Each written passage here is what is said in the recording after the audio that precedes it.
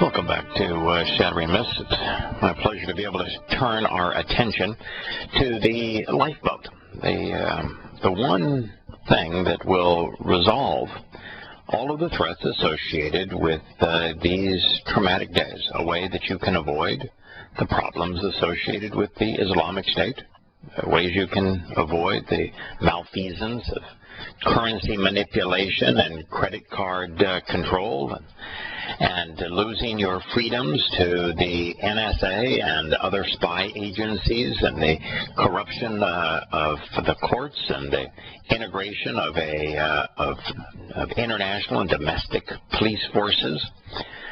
All of these assaults to our system, all of them have a single escape mechanism, and that is to be part of Yahowah's family. It is absolutely foolproof. It is absolutely guaranteed. It is absolutely impervious to any failure.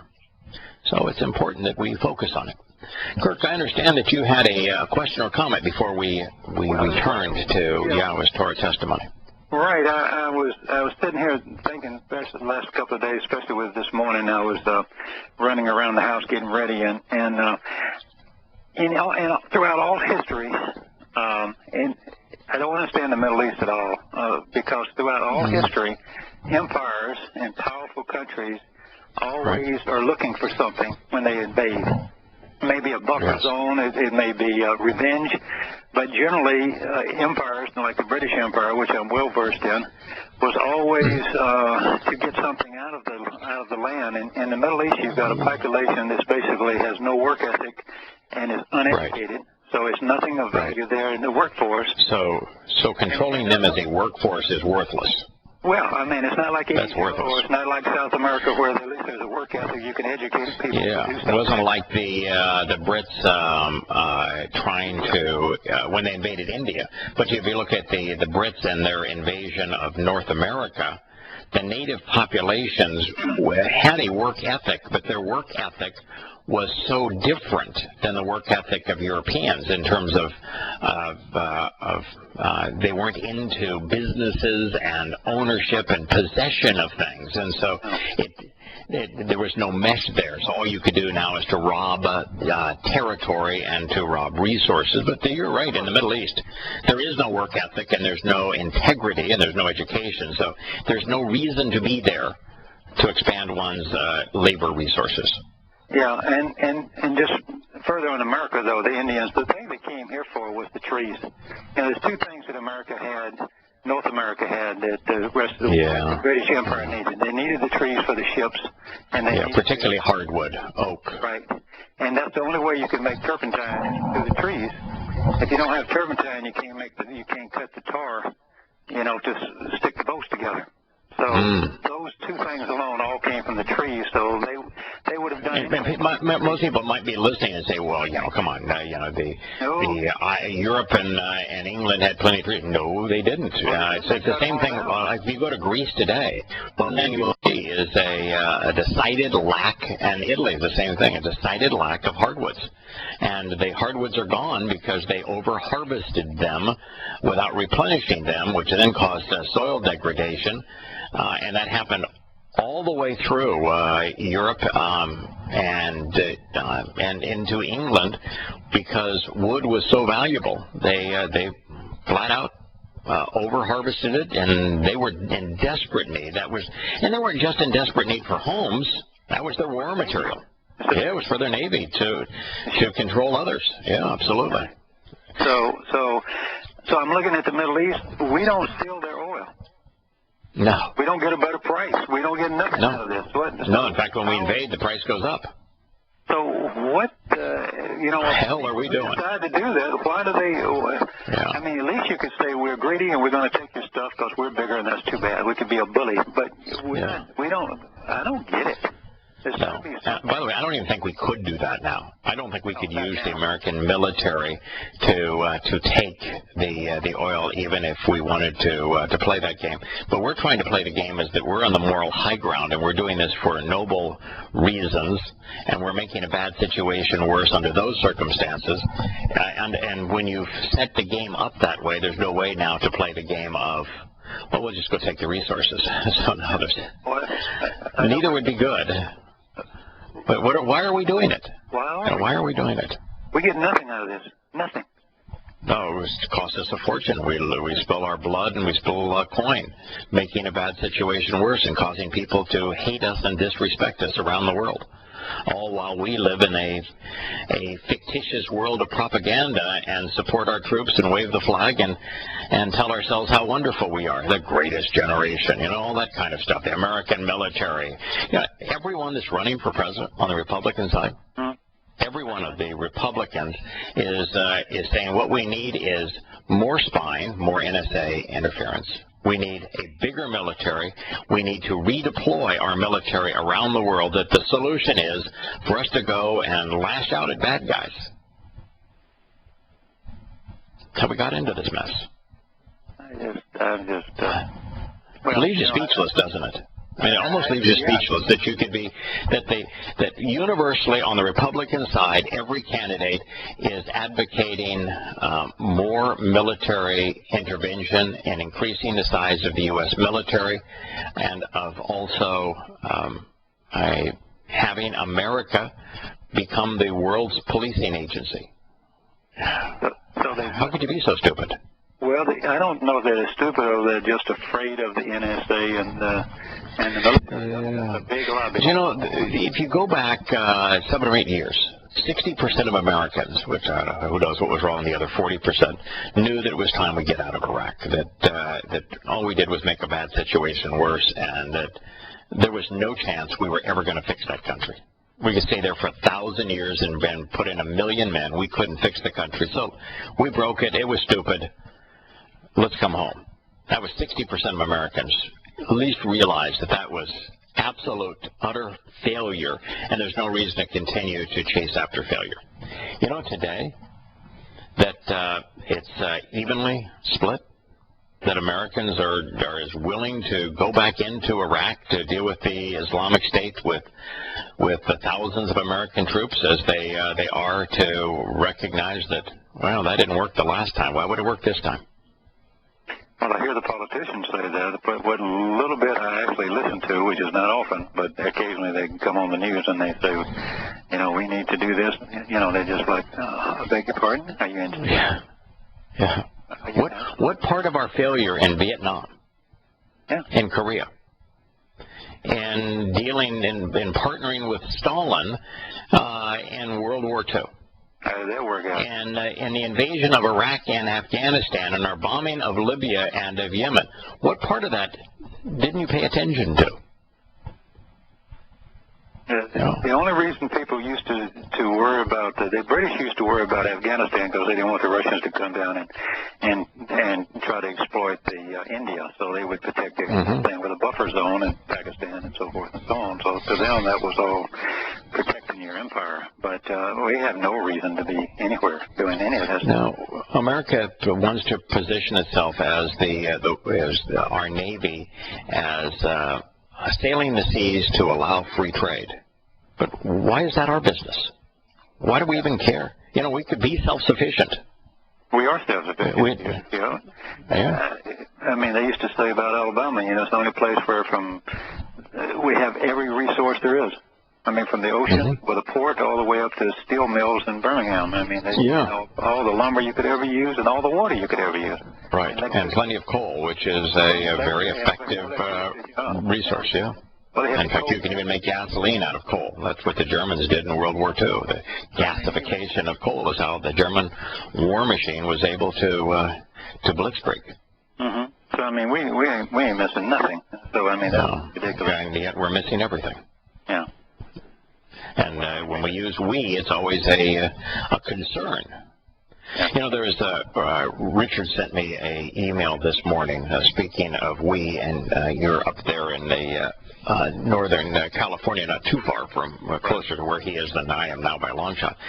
There's a Muslim student group that is comparing Birmingham, I guess the area in Washington State, with what they call Palestine, and talk about the consequence of occupation and of wrongfully driving the rightful heirs of the land out of their land and trying to equate themselves with the Native American peoples in North America.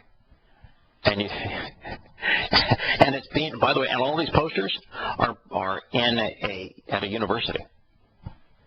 Can you imagine a university allowing that?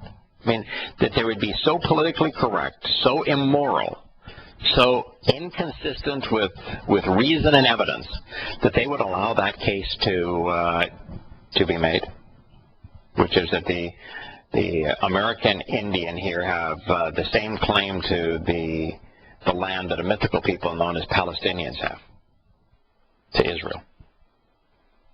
Kind of bizarre.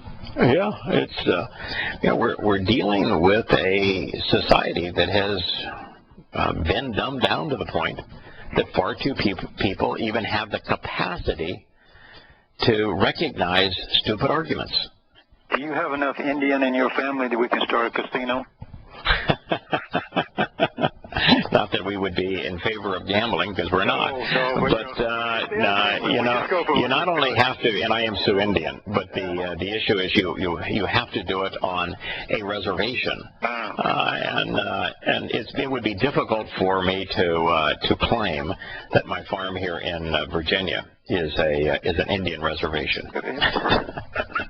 I guess I could replace the house with a teepee. We won't know until we try.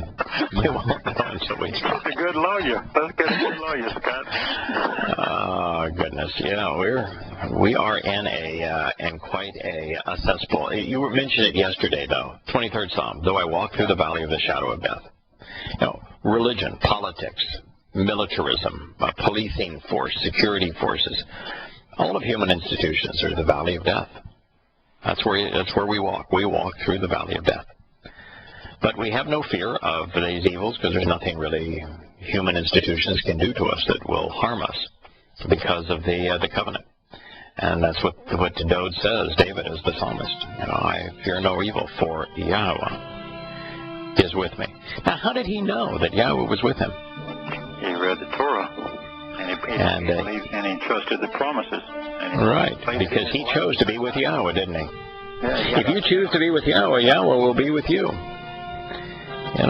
That's the bottom line there. He knew that he was safe because Yahowah was with him, because he was part of the covenant. You should make that same choice. Yesterday, Kirk, you brought up Psalm 23. And just referenced it and said, it really is appropriate for what we've been talking about. And it begins. It doesn't say the Lord is my shepherd, does it? No, it says Yahowah. Right. And it refers to him as shepherd. Where would you kind of get is there any place amongst Yahowah's titles, because now he's being identified as being a shepherd, but amongst his titles, and he has two principal titles. One is El, which is from Eloah, meaning Almighty, and the other is Ab, Father. Right. So, is there some place where we get this idea of him shepherding in the role of shepherd from his two most common titles? Well, I mean, that's not uncommon of what a father does. I mean, he leads you, he guides you, he takes you, protects you. But how about the El? How about the Hebrew word for Almighty God? Well, you have the Aleph and the Lamb. Right. And we know what the Aleph is, which is that this particular shepherd is one of the sheep. He is an individual just as we are, and that he is going to take the role of the sacrificial lamb, but he's also the ram that will protect his flock from harm. That's the first letter. But what about the second letter? In El, as in God. Well, that's the lamb, and that's the shepherd's staff. So, and that's guiding, protecting, lifting out. Yeah. All of the above. So, absolutely. So when we pretty clear picture. Yeah. Yeah, when we're making the connection here that Yahowah is in the role of shepherd based upon the title that he chose, El, which is has the shepherd's staff in it. The 23rd Psalm reinforces that. Mm-hmm. And the role of shepherd is very much like the role of father. Leads, protects, provides nourishment, nurturing, saves when you're in trouble. Mm-hmm. So guides and, all of that kind of stuff is in the role of father. Right. So Yahowah is my shepherd. And then when he says that, he has another conclusion to it, a comment on it, a consequence of it. If Yahowah is your shepherd, he says, I shall not want. I shall not want. Mm-hmm. English. Mm-hmm. Yeah. So I got no needs. No needs. You're covered. Yeah. All this, the Christian prayer of people praying to God, I want this, I want that, take care of this, take care of my nation, take care of my troops, take care of my business, take care of my son, take care of my daughter, take care of my ill health, take care of my mommy, take care of my daddy. Well, that's a really needy person, isn't it? Mm-hmm. Well, if Yahweh's your shepherd, what are your needs? None. Absolutely none. You know what my needs are right now? My needs really are none. I don't have any needs. I have some wants. I have no needs. Sure. And my needs, what I need is taken care of. I need mental stimulation. I get it from Yahowah. I need companionship. I get it. I need protecting. I need nourishing. I get it. It's why I stopped a long time ago. Once I came to understand Yahweh's role in the covenant and as Father, I stopped asking God for things a long time ago. I'd be surprised if I ask for one thing a year. No, occasionally I don't even do it in an asking format, but I'll make myself very open to understand a word and to make the proper connections and so that I understand. But he's so desirous of doing that, you don't have to ask. I've just found that there's really nothing to ask for. I don't have any wants or needs. I don't ever ask either. I'm not just parroting you. The more you get it, the more. I can't even find, there is no place where people who relate to Yahowah in the correct way, in correct manner according to the covenant contract, there is nowhere he doesn't protect them. There's nowhere that they're without anything. Name one. And all through history, you can't find one. Now, you walk away from him, that's a whole other thing, because the Hebrews did.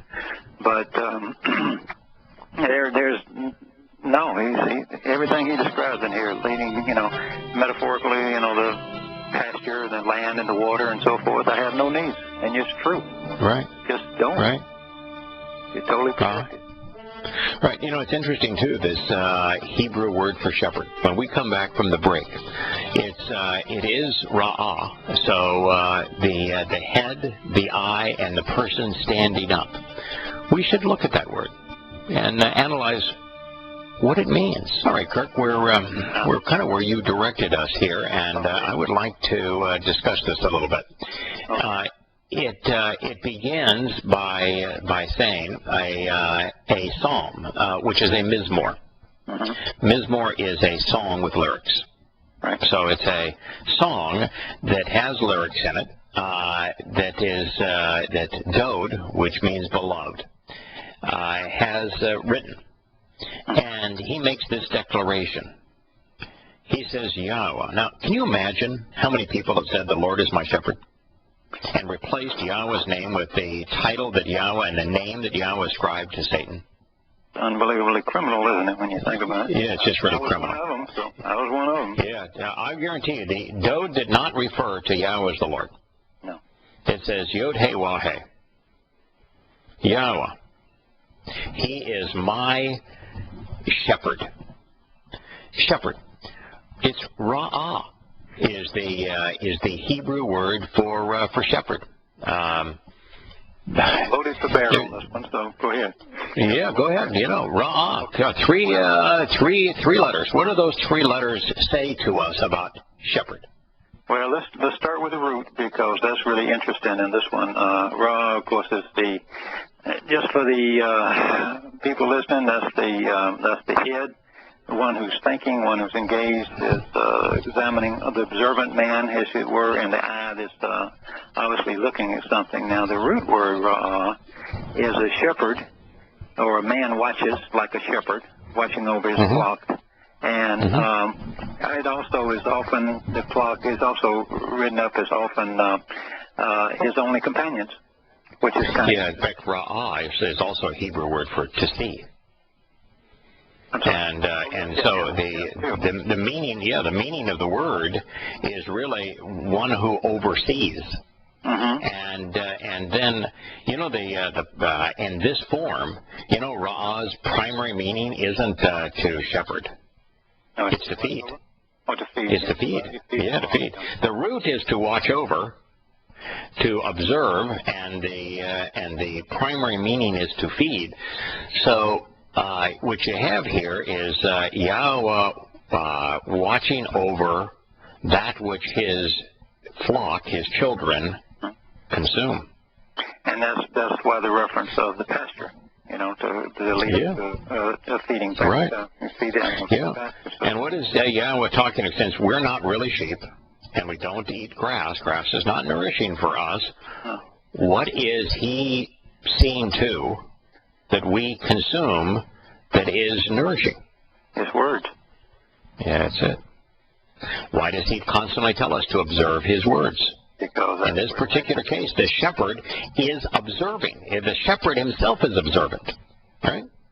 Absolutely. In fact, the first letter in shepherd here is the Hebrew the letter that the rosh. The eyes for seeing, the ears for hearing, the brain for processing what you've seen and what you've heard, so that you understand, and your mouth for responding. Responding, right. Interesting, and then of course you add the hey to it at the end, and that's the... Well, we haven't gotten to the second letter. Well, what is the second letter here? So the second letter is the ain, which is the eye, the observant. Right. To watch. Right. So you obviously have shamar right there in front of you. Right. Use your eyes so that you can see, perceive, so you have the right perspective. In fact, the ain, the eye, is in Hebrew synonymous with the concept of the understanding. See so that you understand. See so that you know, so that your perspective is correct. As a matter of fact, the Hebrew word for eye is the same as the title of the letter. There are people that are saying that we're making too much of the shapes of these letters and that we're extrapolating them, and you can't do that. And yet, the name of these letters, even today, is the very thing they were drawn to depict in yesterday. Are people really saying that? Yeah. Oh, yeah. Yeah. It's hard to imagine, but and the answer, of course, is why is if the yod is not a hand, why is the Hebrew word yod, which was the original name for what is now called a yod, why does it mean hand? If the hey wasn't a person standing up and paying attention, why does the word that is based on the name of the letter mean to behold, to stand up, to reach up, to look up and pay attention? This is really not difficult, folks. It's emblazoned even down to us in the names of the letters. So you have an observant person. You have the eye underscoring the idea of the proper perspective and to see, followed by the person that's paying attention, reaching up, standing up, paying attention to God. You've got the three letters in Hebrew that speak of being observant. All three are in Ra'ah. And responding. Yeah, exactly. All three. The word is comprised of the three Hebrew letters that encourage us to be observant. And the primary meaning of the word is to feed. So this shepherd is feeding us through the process of us being observant. When we're observant, we're nurtured. Now, what's really interesting is the word that is translated, I shall not want. Remember how this goes on. It says, Yahowah is my shepherd. So Yahowah is the one who is providing that which we can observe and be nourished if we're paying attention. So the Hebrew word for want there is, it's not the, in fact, I should say, the Hebrew word does not mean want. Not what it means. Is it desire? Nope. What is it? Nope. Doesn't say want, doesn't say need, doesn't say desire. It's far more profound than that. If you are observing Yahweh's Torah testimony, and particularly observing the terms and conditions of his covenant, and you respond to what he is offering, what does your soul avoid? Avoids destruction. Or correct, being diminished to nothingness, right? Because if you don't observe what Yahweh has to say in his Torah regarding his covenant, your soul will be diminished to nothingness. So what do you think Dode is saying, that by the fact, his admission that Yahweh is his shepherd, what is it that is never going to happen to him? And it doesn't say that he's not going to want, he's not going to need. What is never going to happen to him? He's never be destroyed. That's right. Yeah. The word means to decrease, to be voided, to be diminished. So what he's actually saying here is, because Yahweh is my shepherd, because he's nourishing me when I'm observant, then chaser, then I will never be diminished. His soul will never be diminished. That's the beauty of it. He's reinforcing one of the most profound insights and revelations that we came to when we've walked away from religion and religious indoctrination to realize that the atheist argument against the Christian God, that a God who would say, love me or I will see to it that you're tortured forever, well, that is the argument that Christians make. You either go to heaven or to hell. That's not the argument that God makes. That's not God's proposition. God's proposition throughout the Torah, prophets, and Psalms is you have three options.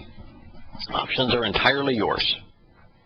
You can choose to engage in a relationship with me on the terms and conditions of the covenant, and I will magnify your soul, the opposite of decrease it. I'm going to magnify it in every possible way. You can choose to ignore what I have to say or even reject it, and your soul will be diminished to nothingness. It's no punishment, no pain, no torture, no hell. But at the end of your mortal existence, you were given free will, you were given a brain and a sama, a conscience, you were given free will. You were given all of these things, and you just squandered them. So at the end of your mortal existence, I don't know you, you don't know me. Your soul is simply diminished to nothingness. And you can choose, for whatever reason, to lead people astray, to deceive them, as religious people do, as politicians do, as military leaders often do. You can choose to deceive them. And if you choose to lead people away from God, then your soul will have an immortal existence, but forever incarcerated in what Yahweh describes as a black hole. Infinite in time, but simply a point. That's, I guess, would be a line, infinite in time, but one dimension. And so this affirms what God says thousands of times, that if Yahweh is your shepherd, if he's providing the guidance that you are observing, your soul will never be diminished. Now, that is so wonderful to hear. And looking at the 26th edition of Bibles, and not one English Bible came up with that conclusion. They all stuck on the earthly needs of I won't lack any food, I won't lack any need. But Chassar, there's none that, unless you're translating it from the Latin or the Greek, and this was written in Hebrew, so that would be stupid. There isn't anybody that disagrees with the verb is. The verb is the hard CH, and then the S, and then the Rosh. That's the verb. And the primary meaning of the verb is to incur loss, to take away from, to reduce. Now, that's the Hebrew Aramaic lexicon. The dictionary of biblical languages, if you will, it says the primary meaning is to cause a lack, to fail, to diminish. The GHCLOT, boy, that's quite a name. I'm not even sure what all that represents. I'm sure I could look it up if those are curious, but my next lexicon says to be devoid. Wow, that's great. To be devoid. The next says its primary meaning is to diminish. The Dictionary of Biblical Languages, primary meaning is to go down, to make lower, to deprive, to take away from. There's no question what the word means. No. Why couldn't they translate? So, Kirk, it's interesting. Every English Bible changed a word which means to decrease, to be made void, which is, he's talking about the dissipation of one's soul, which is the consequence of not following Yahweh's guidance. Yahweh as our shepherd, if you don't observe his, that which he provides that is nourishing. It's interesting, by the way, that the Greek word that's used to translate Torah, which means guidance, throughout the Septuagint, is nomos, which means to nourish, so as to provide an inheritance. So that's what nomos actually means. So you've got here a word that means to be evaded, to decrease, to be voided. And they all changed it to want. I shall not want. Now, I'm going to tell you, I think there's a reason for that. The reason is that in Christianity, all souls go to heaven and hell, or hell. And the idea that a soul being diminished to nothingness, which is Yahweh's statement, that's his testimony. He says, if you're estranged from me, if I don't know you, if we don't have a relationship, if you're not part of my family, your soul is simply going to dissipate into nothingness. Ashes to ashes, dust to dust. It's as if you never were.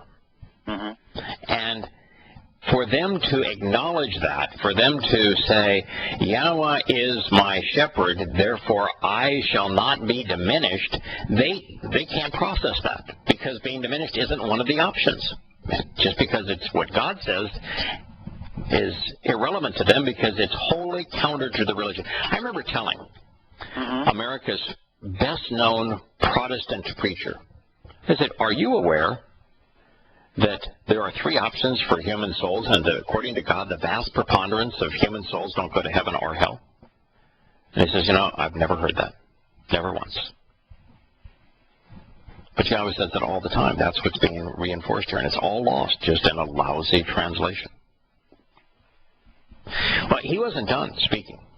He went on to say that in pastures, and the Hebrew word here is well, it can mean pasture. It also means abode, in a home, in a place where you can settle. So it is a home that provides, that is suitable for dwelling, but it's also a home that is suitable for grazing. Now, if we were to think about this and make a connection, Yahweh tells us what things are good for us to eat and not good for us to eat. And when it comes to things which are good for us to eat, what is the one common trait amongst all of the animals that are in the list that are good for us to eat? They eat grass. They're pasture animals. Yeah. They are, and they're cud chewers, which means they not only eat grass, they regurgitate it, which means they chew on it and they digest it, and they chew on it some more and they digest it some more. What he's saying here, he's using a metaphor that helps us understand the instructions regarding food, because in the food he says this is what's good for you, this is not nourishing, this is nourishing. In neither case is it about food. He's not telling us we're sheep. So Yahowah's saying that it's okay for us to just keep chewing on these words and look at all the little letters and everything else, right? Absolutely. There's no other intelligent, informed, or reasonable conclusion. Okay, so I'm not a nitpicker. I'm doing okay, right? You're doing okay. Right thing to do. Yeah. Right thing to do. Yeah. Okay. You got one of two choices. Yahweh is telling you that you are a sheep and that you ought to go out and chew on grass. Keep chewing on it. Yeah, keep chewing on it. You know, I've noticed there's a lot of these survival shows, and never once in the survival show is there the instruction of, you know what you ought to do is a lot of grass here. Why don't you just start eating grass? So I'm going to guess that God knows the difference between a sheep and a person. Yes. And that he knows the difference between grass, which is not nourishing for persons, and words, which his words are nourishing. I'm going to go along here and say that the shepherd, sheep, grass words metaphor here that are being conveyed are to cause us to think. He's painting a picture here. Shepherd's guide, his words guide. That's what his Torah means. If we chew on, if we are properly nourished by and digest his words because we observe them, we'll never be diminished. In fact, we're going to find exactly the opposite. We're going to live in his home, and we're going to find ourselves increased in every possible way. Good plan.